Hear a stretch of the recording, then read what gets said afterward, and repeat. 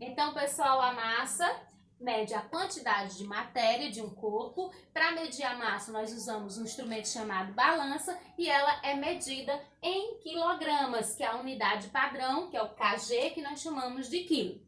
Agora, nós vamos falar da densidade. A densidade é uma propriedade da matéria que vai medir a relação da massa pelo volume de um corpo. Então, para fazer o cálculo de densidade, a gente faz assim: densidade é igual a massa do corpo dividida pelo seu volume. Ah, professora, vamos fazer esse cálculo? Ainda não, certo? Esses cálculos a gente vai aprofundar mais no nono ano. Mas vocês precisam entender que a densidade, ela vai medir a relação, ela vai ter a relação da massa dividida pelo volume. E aí, alguns corpos são mais densos, outros são menos densos. A densidade pode ser medida em quilogramas por litro ou gramas por centímetro cúbico. Para a unidade, o padrão é grama por centímetro cúbico. Mas, como eu disse a vocês, essa parte de cálculo só mais para frente. E aí, uma coisa importante para vocês entenderem é que a água, ela é uma substância que tem uma densidade de 1 grama por centímetro cúbico.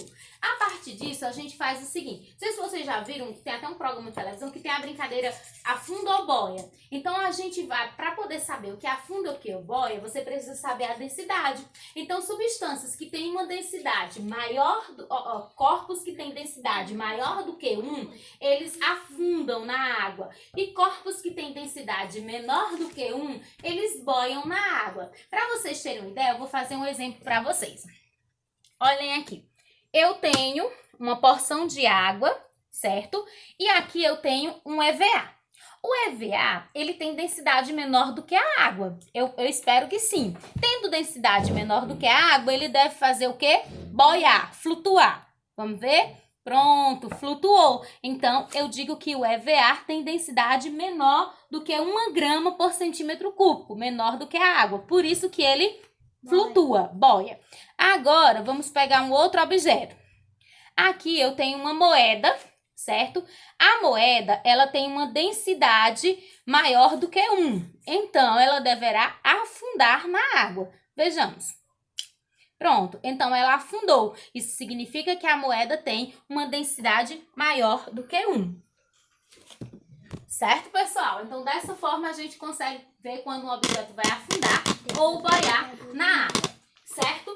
E agora, nós vamos falar do volume. O volume é o espaço ocupado pelo corpo. Então, o corpo, os corpos podem ocupar mais espaço ou menos espaço, ou seja, ocupar mais lugar no espaço ou menos espaço. O volume, ele tem como unidade de medida o litro. E, por exemplo, vamos pensar aqui. Eu tenho essa caneta, que é um corpo, tenho esse pincel, que também é um corpo. Vocês podem ver, ao olhar, a gente já percebe que esse pincel, ele ocupa mais volume do que a caneta. Então, eu digo que o pincel tem mais volume do que a caneta. Se eu fosse colocar em um determinado, uma caixinha, alguma coisa, é óbvio que eu ia precisar aqui uma caixinha maior, porque tem mais volume, e esse uma caixinha menor, porque tem menos volume. Então, o volume é a quantidade de espaço que o corpo ocupa, certo? E ele é medido em litros, como eu já falei. Continuando a falar de matéria, a gente já viu que o que é matéria? Tudo que tem massa ocupa lugar no espaço. Então, tudo que está ao nosso redor é matéria, com exceção o vácuo, que é a ausência de matéria. A matéria, ela vai se apresentar para nós em 3 estados físicos principais. Esses estados físicos são sólido, líquido e gasoso. A água, por exemplo, nós temos água em 3 estados físicos. Sólido, na forma de gelo. Líquido, água líquida, na forma que a gente ingere, né? E que também está nos mares e oceanos. E gasoso, na forma de vapor, certo? Ó, pessoal, aqui eu tenho para vocês um exemplo da água no estado sólido, que é a água na forma de gelo, certo? Então, aqui é a água no estado sólido, certo? Que é encontrada na forma de gelo.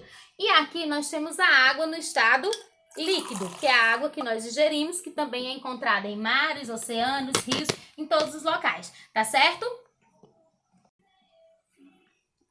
Pronto? Agora eu vou mostrar para vocês a água no estado de vapor, no estado gasoso, ó. Espero que vocês estejam podendo visualizar essa fumacinha que está subindo da água quando ela ferve. Então, quando a água ferve, ela passa do estado líquido para o estado gasoso. Então, como vocês puderam ver, através dos exemplos que eu dei, nós temos a água em 3 estados. Sólido, na forma de gelo. Líquido, a água que nós bebemos, que é encontrada em mares, rios e outros lugares. E gasoso, que é o vapor, como por exemplo, quando a gente ferve a água, ela vai se transformando do estado líquido para o estado gasoso e vai formando o vapor de água, certo? Agora eu vou falar de uma palavrinha bem bonitinha que se chama átomo. Esse assunto vocês ainda vão relembrar dele quando vocês estiverem no 9º ano, tá certo? Átomo é a partícula, a menor unidade formadora de toda matéria.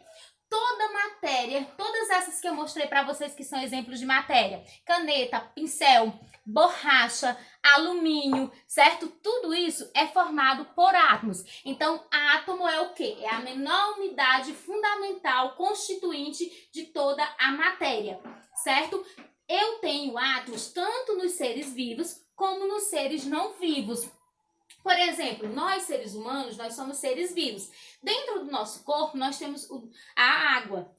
Aliás, o nosso corpo ele tem uma constituição de 70% de água. A água ela é formada por átomos de H2O. É isso aqui, ó.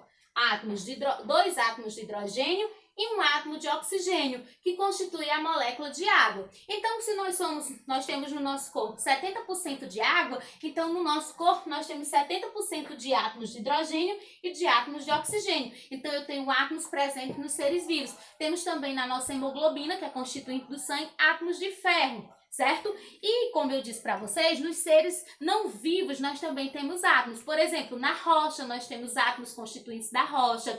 No ferro nós temos átomos de ferro constituintes do ferro. No ar nós temos átomos de oxigênio, o qual nós usamos para respirar. Nós temos átomos de nitrogênio e outros gases. Por exemplo, nesse caneco que é feito de alumínio tem alguns átomos de alumínio, certo? Então, os átomos eles vão estar presentes tanto nos seres vivos como nos seres não vivos. E aí vocês lembrem que, como eu disse, ele é a unidade fundamental de toda matéria e isso significa que tudo que é matéria, toda a matéria que existe é formada por átomos, tá certo, pessoal? Então, a gente vai ver essa parte, vocês podem até ver lá no conteúdo de vocês, é só o início do capítulo.